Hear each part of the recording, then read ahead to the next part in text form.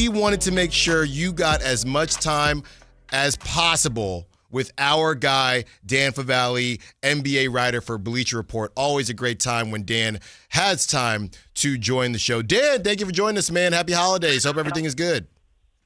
Everything's well on my end. Hope you could say the same. Thanks for having me, Alan. Of course, of course. So, Dan, 48 hours passed where you could trade someone and then trade them again. We call it basically the Dennis Schroeder rule because that's what happened to him last season with the Golden State Warriors. There was a thought that maybe more action would happen so teams would have that out, but nothing happened. Nobody got traded. Were you surprised or did you expect no movement within the first 48 hours? I expected no movement, I think in large part because unlike last year when some of the bigger name trades like Luka came out of nowhere, having the specter of a Giannis and Anthony Davis, all these star guards that have been bandied about the rumor mill, it feels like a lot of teams are kind of lying in wait to see what happens with them, whether they're a team that might be interested in them or whether they're one of the teams that might be trading them. So I would have been actually fairly surprised if we got anything semi-noteworthy with, like you said, ever since the Dennis Schroeder rule ticked off. Talking to Dan Favale, NBA writer for Bleacher Report. So, Dan, we in the segment prior, we read off your Kings write-up in your new article about the top 3 trade assets for every team. And as interesting is it has been to read who you did have, I'm also interested in who you didn't have because you did not list Domas. And based on the write-up, it kind of sounded like it was a decent bit because of the injury. But I'll tell you what, Dan, Domantas Sabonis might have the most confusing value to me, and I'm not just saying it because I'm in Sacramento, in the league. I really don't know what his value is. When the Desmond Bane trade happened, I was going back and forth with other shows on this station because I said, yeah, Domantas Sabonis would get that Desmond Bane package, and other shows said, no, Allen, I don't think he would get that. Where do you think Domantas Sabonis' value lies? I think you used the right word there, is that it is complicated or confusing. And I think the problem is that he's injured right now. It certainly doesn't help, but he's been durable in the past, played through a bunch of injuries. But he is someone that you do feel compelled to build your entire offense around. And I think we're seeing teams gear themselves more towards guys who might be more universally scalable, where you could put them in any type of situation, like a Desmond Bane is more plug and play in Orlando. With that said, I personally tend to favor guys who can basically drive your entire offense, and the way that Sabonis has played for most of his time in Sacramento, I would think that, especially if the Kings are willing to take back some not-so-hot money as part of it, this is not someone I'm moving without getting multiple first-round picks. And the stuff that's out there, well, would the Kings have to attach something, or would they just accept expirings? If that's all that's out there, you keep Domas Sabonis and you revisit the situation over the summer. Yeah, I agree with you there. He might not get you what Desmond Bane got you, but the idea of having to give something as well as Sabonis, let's just wait it out and see what happens. Another guy that you didn't have on your list, and again, has a level of confusion when it comes to his value, is DeMar DeRozan. Our producer Kyle was mentioning how DeMar DeRozan might be having the most efficient season of his career, but he's 36 and nobody cares, and he plays a style of basketball that people just aren't really high on right now.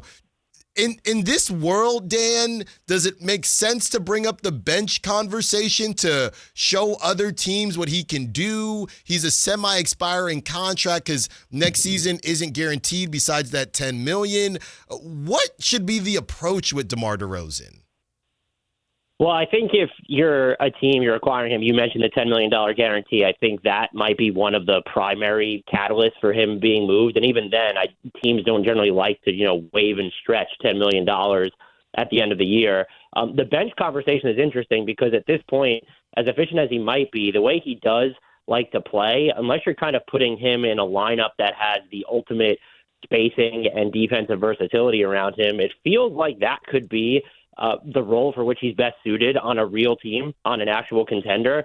And I'd be curious to see if he'd be interested in such a role. But I think the challenge becomes, what's the team you go and look at that has the money that they can send out to match DeMar DeRozan's salary right now, and then is also willing to send back something to to the Kings. And I think that's where it gets challenging for me when I was going through these trade asset rankings, is I'm trying to spot the suitor, even with Sabonis, like who is the suitor coming in that's going to maybe be willing to give up all these picks or some of these assets. And with DeRozan, he's an even tougher fit to me than Sabonis by far, and that's why he didn't crack that list. Talking to Dan Favale, NBA writer for Bleacher Report, we've talked about some of the names that weren't on your trade asset list, Dan, top 3 for each team. Now let's talk about the names that were on your list.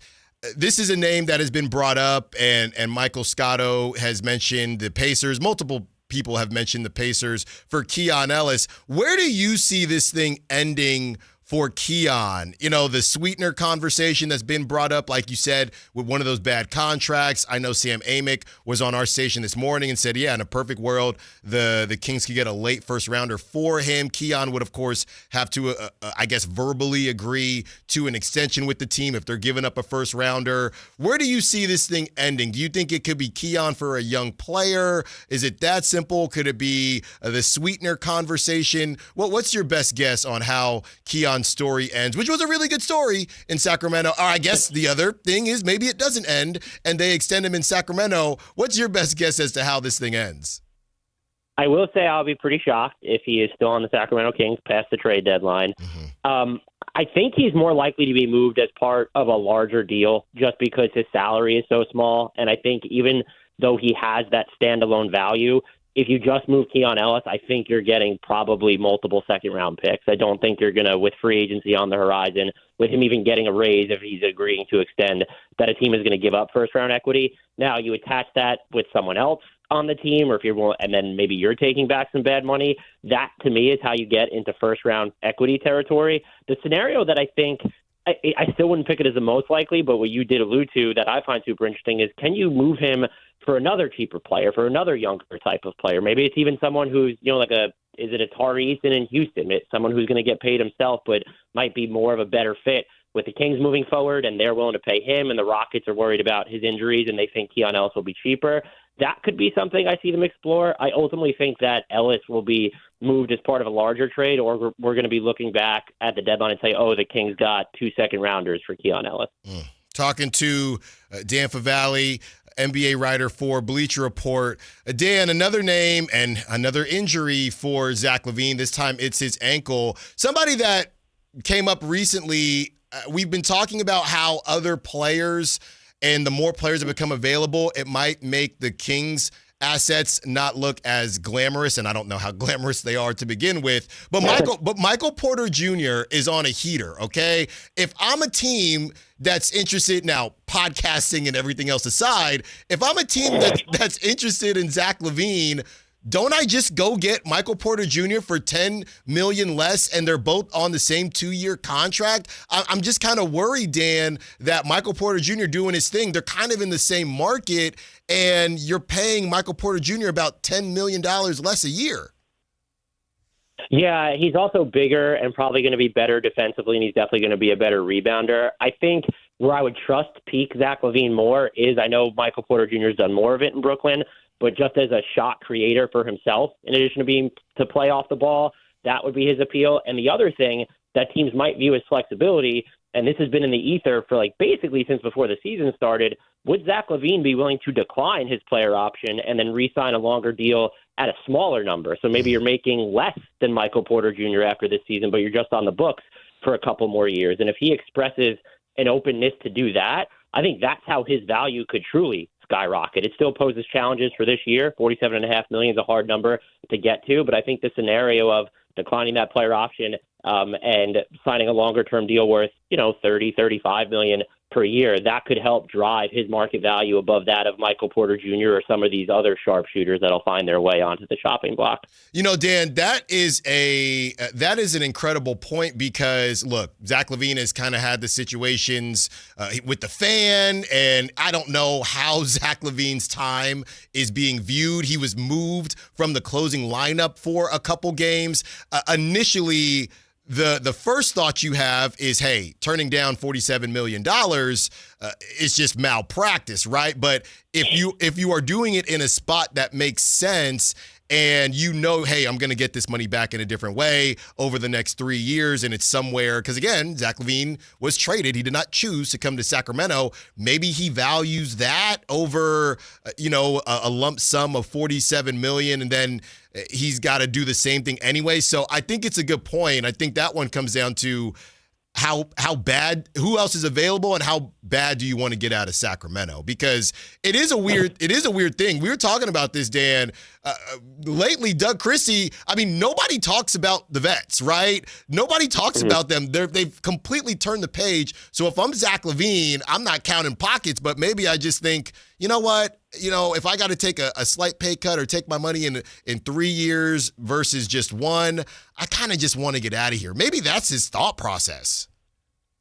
I think it could be. And look, the other thing, too, is, and I want to make it clear, he's above this class of player, but the league has gotten to a point where they don't seem to know how to value, or they don't value guys who they're not quite floor generals and they're not quite wings. They're just these fringe combo guards. And so he's not a Cam Thomas, as an example, but we've seen these guys go on to the open market or be on the trade market for a while and not get a ton. And so if he's thinking ahead and saying, what would the summer of 2027 look like for me when I'm into my 30s? If you can lock down a situation where you're getting 3 years and $100 million after this season, so you're essentially guaranteeing yourself an extra $50 million long term, I think it would be wise of him to think in that vein. Just again, I don't know that, it's an RJ Barrett, it's a Tyler Hero. It's just a lot of these players that fall into that bucket where it seems like teams may not value them on their more expensive deals as much as they have in years past. Yeah, it's not to bring up Pokemon, but he's kind of the Charizard of that type of player. But even still, I don't know how much that card is worth these days. That's the problem, Dan. Talking to Dan Favale, NBA writer for Bleacher Report. Dan, not too long ago, you wrote an article about who other teams might be interested in if the trade deadline was today. And a name you brought up was Asa Newell on the Hawks, in a situation where the Hawks have a lot of young guys, and it's hard for some of these players to get on the court. And Michael Scotto is bringing up Jarris Walker in a possible deal for Keon Ellis. Can you talk a little bit about the rise of these second draft options? It feels like the Pacers did this the right way in getting guys like Aaron Nesmith, and now the rest of the league is trying to find, I wouldn't consider Shea a second draft guy, even though he was traded, but Tyrese Halliburton, in a way, was a part of that too. Can you talk about kind of the rise of, hey, yes, we want to get guys in the draft, and you got to find your dude, top 5, whatever it is, but these second draft situations seems like it's rising, and it's trending throughout the league. Yeah, I think teams are just looking to find cost-controlled value wherever they can because of the era of aprons and how they don't even want to fork over their own draft picks now. And I think when you look at some of these teams that have either gotten a lot better quicker, when you're talking about a Jaden Ivey as an example in Detroit, or just a team that was already good and never really had the runway to develop a Jarris Walker like they would have wanted to until now, and the returns just aren't there, I think there's an urgency to maybe move off of those guys before you have to think about paying them, which is, Indy's going to run into, he's having a great season, but that problem with Benedict Mathurin, if you don't want to run into that same issue with a Jarris Walker. And so a name like Tari Eason in Houston's another example of this, especially as they've paid guys around him. Asa Newell, you're kind of getting way out in front of that. But when you look at what the Hawks have in their front court right now, they've been linked to Anthony Davis. They'll be linked to Giannis.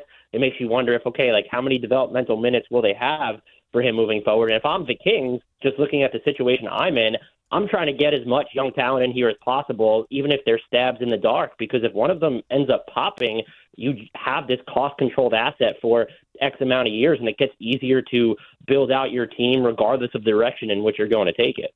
Talking to Dan Favale. Dan, I know everybody is running around right now with the trade season upon us and, of course, the holiday. So just a couple more for you. We talked about how many stars got moved last season. I know KD was technically after the season, but we knew it was going to happen. We sure talked about it a lot. But Luka, Jimmy, guys like that, there's a new crop of names, and of course headlined by Giannis, and you have others that are always kind of around, the LaMelos, the Ja Morants, the Trae Youngs, the Zion Williamsons. Which stars or how many stars do you think actually get moved this trade season? Is it going to be a lot of talk again, or do you think some big names actually get moved before the deadline in February? You know, I was just having this conversation with a colleague, and we set the over-under on the number of big names being moved at 1.5. And I was hesitant to take the over, but I think I will take the over. If you're willing, like, I feel like one of those three guards in the Trae, LaMelo, Ja Morant mold, I could see one of them getting moved. I actually don't think Giannis gets moved, but I could very much see an Anthony Davis getting moved. If a Trey Murphy, I think he kind of falls under that bucket. It wouldn't surprise me. So I'll be an optimist just because you hate to spend all this time dissecting rumors and nothing comes of it. And I'll take over 1.5. But when you're looking at the name, like the single biggest name that I think has the best chance of being moved, I kind of feel like it's Anthony Davis. Even though the ship on tanking may have sailed for the Mavs this season, I think if it comes clear that Giannis won't be available or that the Bucks are trying to beef up the rotation around him until the offseason, I think teams will pivot towards Anthony Davis and say this is the name, if he stays healthy, that could really shift the title landscape. Who is a team that you think, I don't want to say a garage sale, but who is a team that you think has a good amount of assets that, again, could kind of get in the way of the Kings? And I'll give you an example. We're seeing the Raptors connected to everybody, from Domantas Sabonis to Anthony Davis, everybody. And from the couple games that I have watched of the Raptors, well, they can't really get healthy. But honestly, they might be playing better because they're not healthy, because of the redundancy that RJ Barrett and Brandon Ingram and some of these guys all create. That's a team to me that sticks out as some of this doesn't make sense. Grady Dick is getting like 15 minutes a game. They got young guys. That's a team that I think has to make a little bit more sense.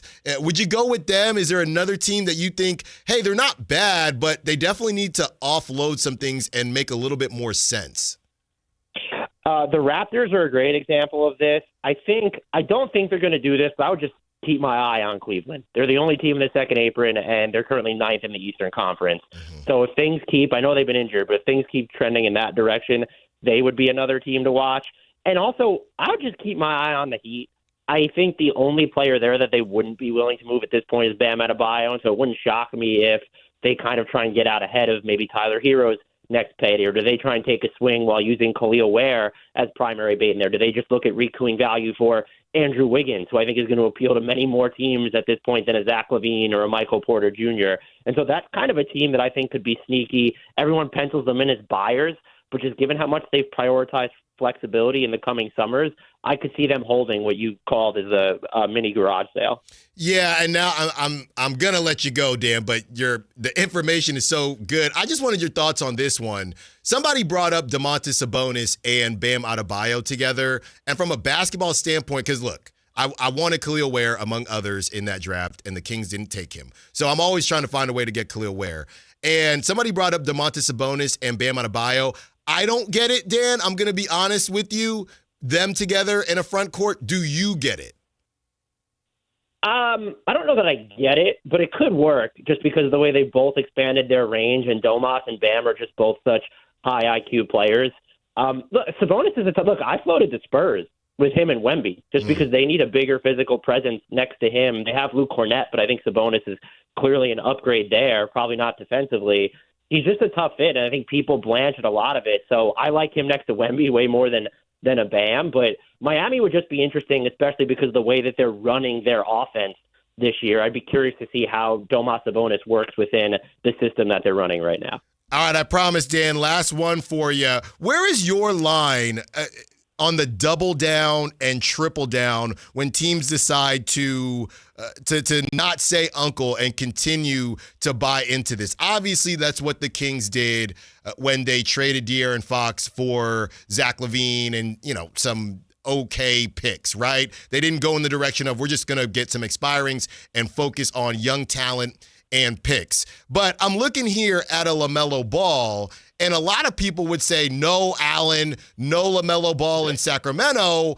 that is a double down, but to me, it's not really a double down because you do have to acquire talent. He's only, 24 years old, and you would still stink and have your 2026. You would have to give up some picks, but if you say, hey, we're not giving up 2026 because we're going to stink and we might get a top 3, so you'd have Sabonis, LaMelo, Keegan, and a top 2026 pick. That is a version of, I guess, saying double down, but that to me, Dan, would be viewed differently throughout the NBA, much differently than the Zach LaVine thing, or even if they went and got, I don't know, Zion or Trae Young, simply because of age and LaMelo's ceiling when he actually plays.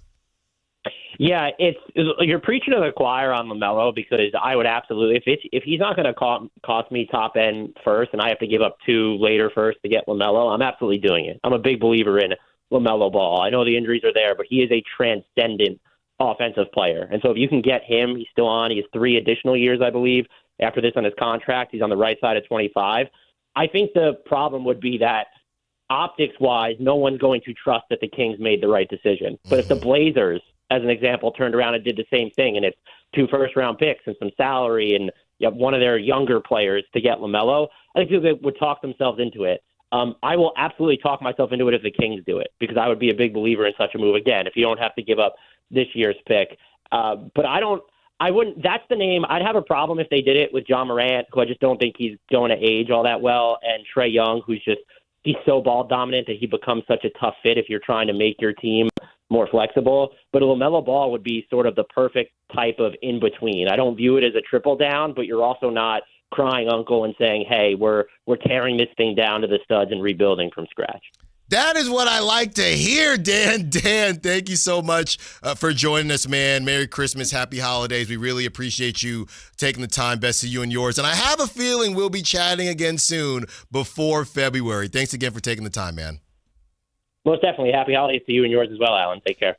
Dan Favale, Bleacher Report NBA writer. Great stuff from Dan. Wow. Well, that is something else. That's all I needed to hear. How did I turn in to I guess I found a new world, Kyle. I found a new world where we're not doubling down, okay? It's not a bad double down. It's just acquiring talent. You're acquiring young talent. Okay? That's a way to phrase it. Yes, you're acquiring young, somewhat expensive talent. LaMelo is 24 years old, okay? And he turned 24 in August. So he's a young 24. We know about him. I do like what Dan had to say as far as why he wouldn't do the Trae Young thing. Kyle, sounds like another point guard that would not work with Sabonis. So eliminate him too. You're saying Trae Young. Trae Young. Okay. And we're on the same page, Dan and I, with John Morant. But yeah, maybe it's just that simple. Obviously, it's a gamble, but I don't know. I don't know. I don't know why I'm talking myself into this. I guess my point is this. A lot has to go right via the draft. And if you get a known talent, you can still do right through the draft, but it can't accelerate things, right? The Blazers did it. I know they're 10-16, and I was making fun of them, but the Blazers did it with Denny Avdia, right? It can't all be done through the draft. And I just think the idea that everybody has in their mind right now, hey, Scott Perry said we're going to stink, so we're going to stink for 3 to 5 years, hit on every draft pick over the next 3 to 5 years, and then all of our draft picks are going to be starting lineups. Let's think about it like this, Kyle. Let's go through all the contenders, and we can do this on the other side, all of the contenders, and look at their starting lineups and how many of their starting lineups consist of dudes that they drafted. Yeah, I think kind of the way I look at it is one way or another, you got to get 8 players who are top 150 in the NBA, like 8 guys who are starting caliber players in the NBA, right? Malik Monk doesn't start, but he's a starting caliber player in the NBA. You need 8 rotation players that could start on an NBA team, which is essentially top 30 at their position. And of course, none of it matters if you have a superstar, but the modern NBA is testing that theory a little bit as the Indianas go to the finals and the Mavericks have one star in Luka and just a bunch of dudes. You know, the modern NBA is testing that theory of put some respect on PJ. Yeah, you know, I'm just saying. They had one guy. They had one guy and then a bunch of dudes. Dante Exum's name. Yeah, That's what you're gonna do. Right? Daniel Gafford. But again, the modern NBA is testing that theory a little bit. But most of the time, if you've got eight players who are top 30 at their position, you are probably going to have a very good team. And sometimes you get that through trades. Sometimes you get that through draft and development. But there's different ways to go about it, which is kind of the point. Although I didn't hear the second part of the interview because as soon as he said Sabonis to the Spurs, I was just off. I mean, you can get me Harrison Barnes, Jeremy Sohan, Keldon Johnson. No. If we're Carter Bryant. No. Well, yes on that. Even though I've seen Carter Bryant play once in summer league, but it was enough. All right, let's break down everything Dan had to say. That'll be up on YouTube and the Sactown Sports app as well. Zach LaVine versus Michael Porter Jr. Is Michael Porter Jr. getting in the way of the chances the Kings have to move LaVine? Allen Stiles, Sactown Sports.